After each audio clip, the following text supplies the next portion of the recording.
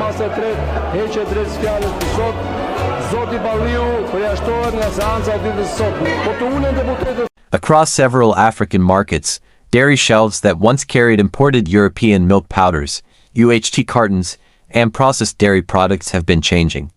Policy decisions, regulatory actions, and trade adjustments implemented by multiple African governments have increasingly limited the inflow of foreign dairy products, including those originating from France. These moves are not the result of a single continental decree but a pattern of national and regional measures aimed at protecting domestic agriculture, strengthening food sovereignty, and correcting long-standing imbalances in agricultural trade.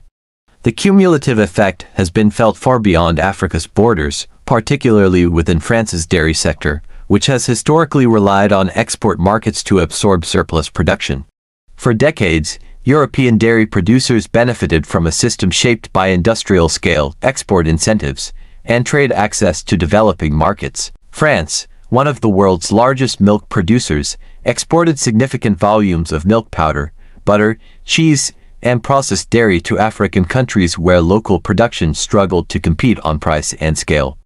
These exports were supported by advanced processing infrastructure, government-backed agricultural policies, and logistical networks that enabled French dairy to reach African ports at costs local farmers could not match. Over time, this dynamic weakened domestic dairy value chains in parts of Africa, discouraging investment in local production and leaving many smallholder farmers unable to sell their milk at sustainable prices.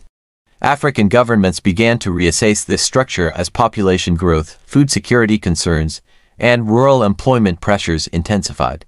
Milk is a strategic commodity. It supports nutrition, creates rural jobs, and links crop farming with livestock rearing. When local milk is displaced by imports, entire ecosystems of farmers, transporters, processors, and retailers are affected. As a result, several countries moved to introduce higher tariffs on imported milk powder, impose stricter quality and labeling requirements, revise public procurement rules in favor of local suppliers, and limit the use of reconstituted milk powder in favor of fresh local milk. These policies were often framed not as protectionism but as development strategies. Governments argued that unrestricted dairy imports undermined national agricultural plans and contradicted long-term goals of self-sufficiency. In West Africa, concerns grew over the dominance of imported powdered milk blended with vegetable fats, which was cheaper than fresh milk but nutritionally different and frequently marketed without clear labeling.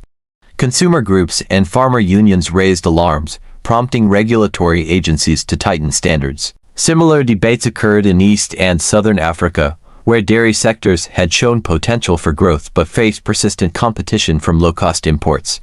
France's dairy industry, deeply integrated into global trade, was particularly exposed to these shifts.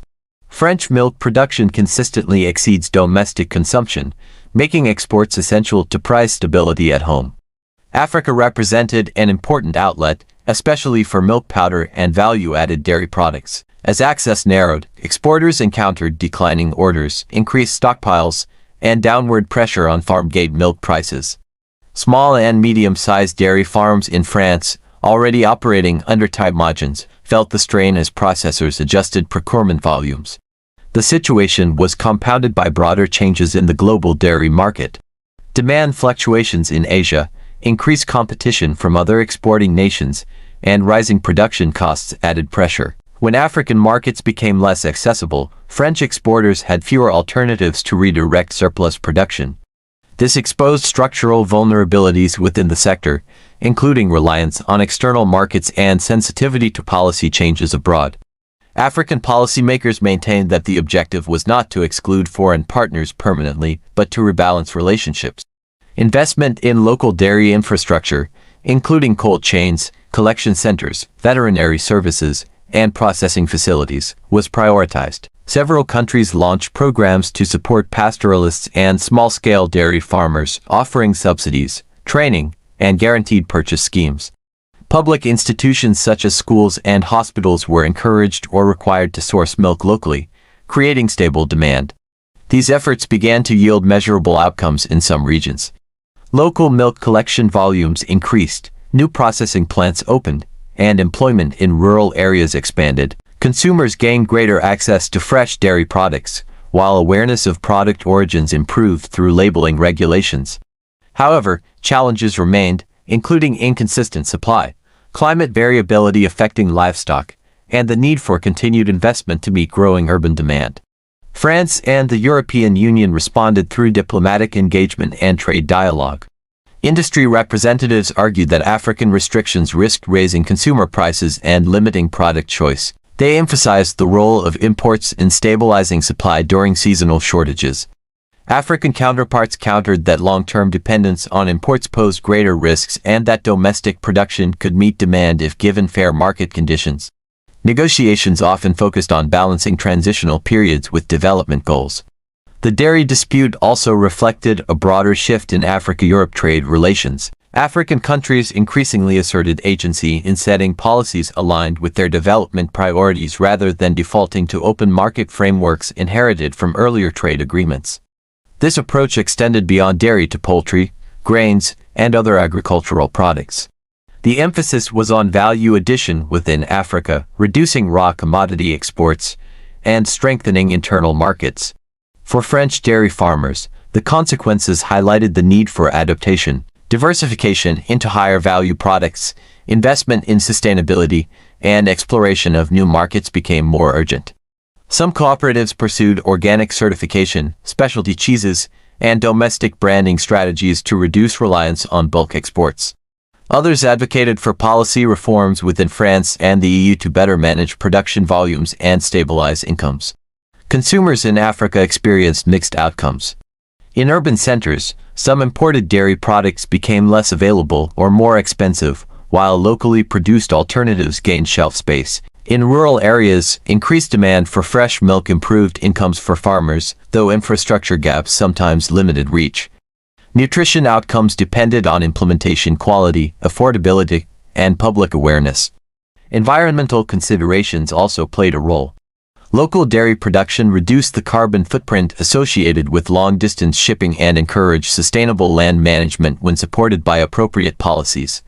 Critics cautioned, however, that rapid expansion without environmental safeguards could strain water resources and grazing land. This led to calls for integrated planning that balanced economic, social, and environmental factors. The evolving situation underscored the interconnectedness of global food systems. Decisions taken in African capitals reverberated through European supply chains, while conditions in European farms influenced food availability abroad. It demonstrated how trade is not merely an economic exchange but a reflection of power, priorities, and policy choices. As African dairy sectors continue to develop, the long-term outcome remains dynamic. Some countries may gradually reopen segments of their markets under revised terms, while others may deepen localization strategies. For France, the experience serves as a case study in the risks of overdependence on external markets and the importance of aligning production with sustainable demand. Ultimately, the restriction of French milk imports by African nations represents a broader realignment rather than an isolated conflict. It illustrates a shift toward agricultural self-determination in Africa and a recalibration of global dairy trade. The impacts on France's dairy industry reveal both vulnerability and opportunity, signaling a period of transition that will shape farming, trade, and food security on both sides of the Mediterranean for years to come.